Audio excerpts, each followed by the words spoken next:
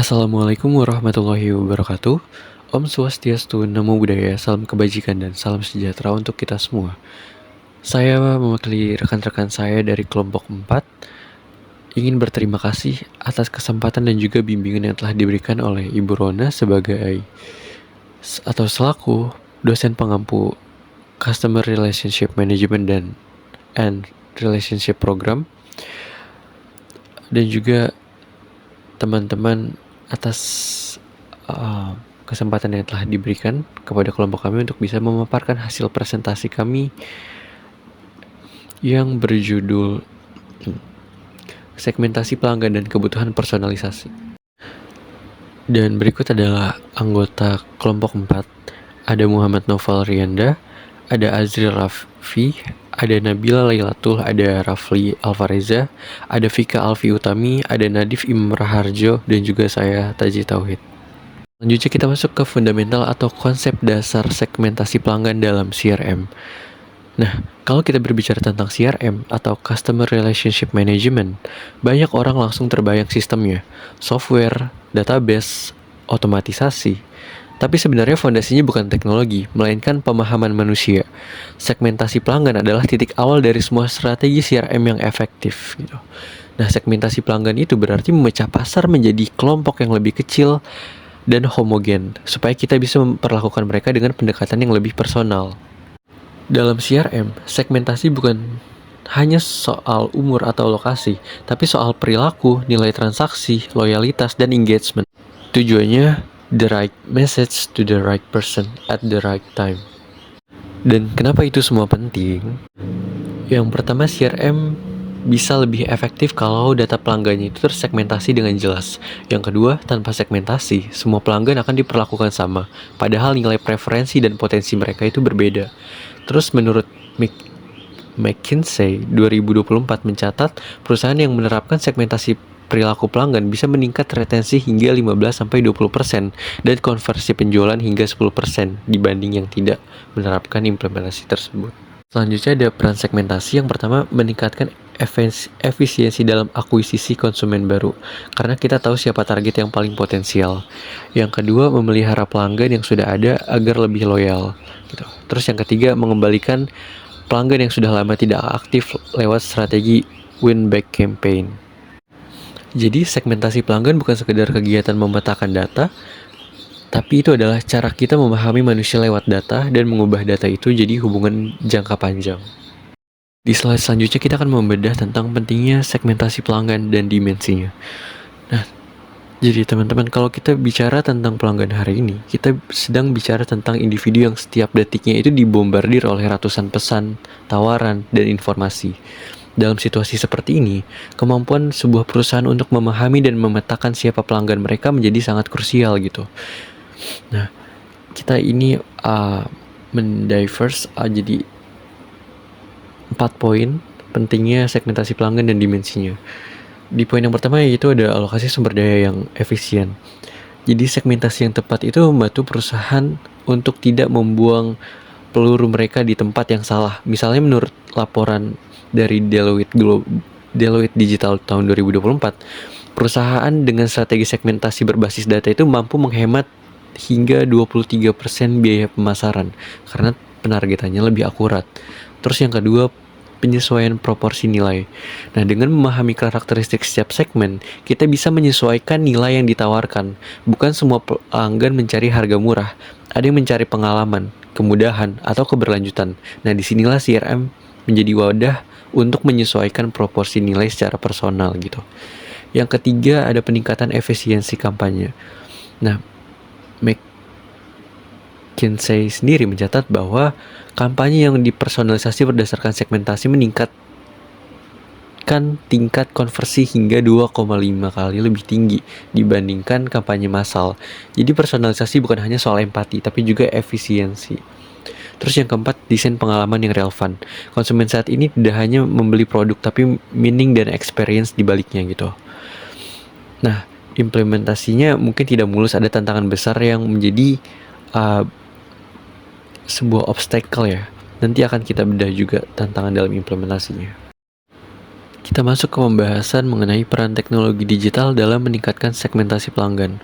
Nah, segmentasi ini punya role atau peran penting gitu dalam kegiatan bisnis, terutama di era sekarang ini gitu.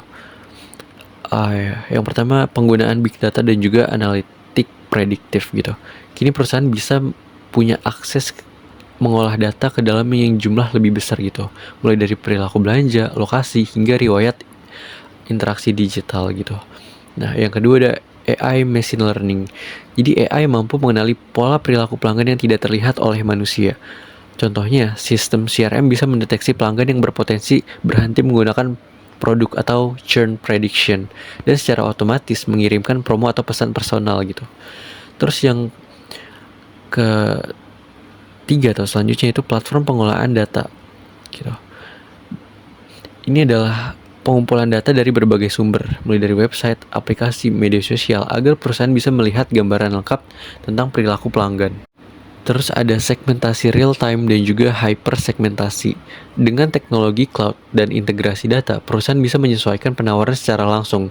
Misalnya, pelanggan yang baru saja klik produk di website langsung dapat email rekomendasi produk serupa dalam hitungan detik gitu. Jadi, teknologi ini bukan sekedar alat bantu, tapi katalis yang membuat segmentasi pelanggan menjadi lebih hidup, adaptif, dan manusiawi. Karena di era digital yang paling berhasil bukanlah yang punya data terbanyak, tapi yang paling memahami maknanya. Nah, ini yang menarik, kita masuk ke tantangan dalam implementasi penggunaan teknologi tadi. Jadi, teknologi itu memberi kita kemampuan luar biasa untuk mengenal pelanggan lebih dalam. Tapi di sisi lain, ia juga menuntut tanggung jawab yang besar. Banyak organisasi yang memiliki data dalam jumlah masif, tapi tidak tahu bagaimana cara mengolahnya dengan benar. Dan disinilah tantangan nyata dari implementasi segmentasi pelanggan muncul. Yang pertama ada kualitas data yang menurunkan akurasi. Jadi kita hidup di era data abundance, tapi bukan berarti semua data berkualitas.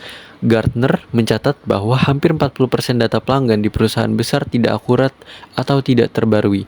Akibatnya segmentasi yang dibuat bisa salah sasaran dan justru menurunkan efektivitas program CRM. Yang kedua ada regulasi privasi seperti GDPR membatasi akses data pribadi. Nah, di tengah meningkatnya kesadaran privasi, regulasi seperti GDPR di Eropa atau UU PDP di Indonesia membatasi cara perusahaan mengumpulkan dan memproses data pelanggan. Ini memaksa kita untuk membangun kepercayaan, bukan sekadar mengumpulkan data. Karena tanpa trust, CRM bisa kehilangan fondasinya. Terus yang ketiga, integrasi sistem antar kanal sering bermasalah, jadi memerlukan sinkronasi yang teliti. Jadi banyak perusahaan yang masih berjuang untuk menyatukan data dari berbagai kanal atau platform, mulai dari platform media online, offline, media sosial, e-commerce, hingga layanan pelanggan. Tanpa integrasi ini kita hanya melihat potongan-potongan perilaku pelanggan, bukan gambaran utuh. Jadi McKinsey ini menyebut ini sebagai data silos phenomenon, dan memecahnya adalah kunci menuju CRM yang benar-benar efektif. Nah, kalau tadi kita udah bahas pentingnya segmentasi pelanggan dan tantangan dan juga implementasinya, sekarang kita lihat salah satu contoh nyata dari perusahaan global yang berhasil mengoptimalkan strategi tersebut, yaitu Netflix. Nah, yang pertama, ada keterkaitan dengan strategi segmentasi pelanggan Netflix. Jadi, Netflix menerapkan sistem segmentasi pelanggan berbasis data perilaku atau behavioral segmentation dengan memanfaatkan teknologi big data dan machine learning. Mereka tidak hanya melihat usia atau lokasi pengguna, tapi fokus pada perilaku menonton, seperti genre yang dipilih, durasi menonton, waktu aktif, dan perangkat yang digunakan. Dan ini menunjukkan bagaimana data-driven segmentation bisa menciptakan hubungan yang lebih dalam antara perusahaan dan pelanggan. Selanjutnya ada penerapan personalisasi. Jadi Netflix ini menggunakan hasil analisis big data dan algoritma machine learning untuk mempersonalisasi pengalaman menonton. Jadi setiap kali kita login, rekomendasi film yang muncul itu berbeda karena udah disesuaikan dengan preferensi dan juga riwayat tontonan masing-masing individu. Nah, hasil dan dampak strategi itu Menurut laporan internal Netflix, lebih dari 75% tontonan pengguna berasal dari rekomendasi algoritma mereka, dan ini membuktikan efektivitas segmentasi dan personalisasi berbasis data. Dan ini menjadi bukti bahwa loyalitas pelanggan tidak hanya dibangun dari produk bagus, tapi juga dari pengalaman yang relevan dan konsisten. Dari studi kasus Netflix ini, kita bisa simpulkan bahwa keberhasilan CRM modern sangat bergantung pada dua hal. Yang pertama, kualitas data. Yang kedua, yaitu kemampuan mengolahnya menjadi pengalaman yang bermakna bagi pelanggan. Tapi tentu seperti yang kita bahas tadi, tantangannya itu tetap sama. Bagaimana kita bisa menjaga integrasi data dan kepercayaan pelanggan. Selanjutnya kita masuk ke dalam ruang lingkup personalisasi. Kalau kita pikir-pikir, setiap hubungan yang langgeng, entah itu antara manusia atau antara pelanggan dan sebuah brand, selalu dibangun di atas satu hal, yaitu kedekatan yang bermakna. Dalam konteks CRM, kedekatan ini disebut personalisasi. Dan menurut Battle dan Maklan, personalisasi adalah kunci untuk menciptakan customer intimacy, semacam hubungan emosional antara pelanggan dan perusahaan, bukan sekedar transaksi, tapi rasa saling memahami. Dan dalam dunia digital yang sekarang, perusahaan yang mampu memahami pelanggan secara mendalam, yang tahu apa yang mereka suka, yang mereka butuhkan, bahkan sebelum mereka mengatakan, itulah perusahaan yang memenangkan hati, gitu. Karena customer-nya merasa dihargai, feeling understood. Nah, kalau kita bicara soal pendekatan dan jenis personalisasi, ada beberapa cara yang bisa dilakukan gitu. Di slide berikutnya. Yang pertama, ada pendekatan dengan cara personalisasi berbasis segmentasi. Contohnya kampanye promosi yang ditujukan kepada mahasiswa atau pelanggan dengan tingkat kepuasan yang tinggi gitu. Ini seperti ketika perusahaan memahami bahwa mahasiswa punya kebutuhan berbeda dari pekerja kantoran, maka kampanyenya disesuaikan, relevan, dan juga tidak mengada-ngada gitu. Lalu ada personalisasi individual atau one-to-one personalization. Contoh sederhananya, email yang merekomendasikan produk yang kita cari minggu lalu, atau notifikasi yang mengingatkan isi keranjang belanja yang belum sempat kita bayar gitu. Terus personalisasi prediktif atau predictive personalization. Di sini teknologi mulai berperan. Data dan algoritma digunakan untuk menebak perilaku pelanggan, bahkan sebelum mereka bertindak, dan memberikan penawaran secara otomatis dan real time. Dan terakhir, personalisasi omnichannel. Ini tentang pengalaman yang konsisten dimanapun pelanggan berinteraksi, di website, aplikasi, media sosial, sampai toko fisik gitu. Itu harus dipastikan pelayanannya itu tetap konsisten gitu. Nah, pada akhirnya, personalisasi ini bukan cuma tentang menjual lebih banyak, tapi tentang memahami manusia, mendengarkan dengan empati, dan membangun kepercayaan lewat perhatian yang tulus gitu. Karena di dunia yang serba cepat ini, orang mungkin lupa apa yang kita katakan, tapi mereka tidak akan lupa bagaimana kita membuat mereka merasa. Selanjutnya, kita masuk ke studi kasus yang kedua dari Tokopedia. Kalau kita bicara tentang personalisasi dalam dunia digital, salah satu contoh paling menarik datang dari rumah kita sendiri, dari Indonesia, yaitu Tokopedia. Jadi sejak berdiri tahun 2009, Tokopedia tumbuh bukan hanya sebagai platform e-commerce, tapi juga sebagai ekosistem digital yang menghubungkan jutaan penjual dan pembeli di seluruh Indonesia. Tapi di balik kesuksesan itu, ada satu hal yang membuat mereka tetap relevan, yaitu kemampuan untuk memahami pelanggan, bukan secara umum tapi secara personal. Jadi di slide ini kita membahas strategi segmentasi pelanggan Tokopedia. Dimulai dengan segmentasi demografis. Mereka mengelompokkan pengguna berdasarkan berbagai dimensi, mulai dari demografis seperti usia, jenis kelamin, dan juga lokasi tinggal. Lalu perilaku, yang menilai kebiasaan pengguna dalam berbelanja, seberapa sering mereka membeli, kategori produk favorit, hingga seberapa responsif mereka terhadap promo gitu. Terus juga ada segmentasi psikografis yang berfokus pada gaya hidup, minat, dan preferensi merek pelanggan. Dan yang tak kalah penting yaitu segmentasi berbasis nilai atau value based segmentation, di mana Tokopedia menilai pelanggan dengan customer lifetime value yang tinggi sebagai prioritas dan memberikan mereka pengalaman yang lebih eksklusif gitu.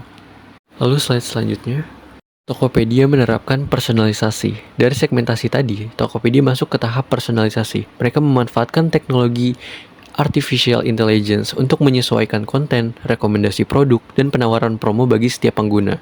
Sistem AI mereka belajar dari perilaku pelanggan, dari apa yang diklik, dicari, sampai apa yang akhirnya dibeli, untuk menampilkan pengalaman yang terasa spesial di halaman utama masing-masing pengguna gitu.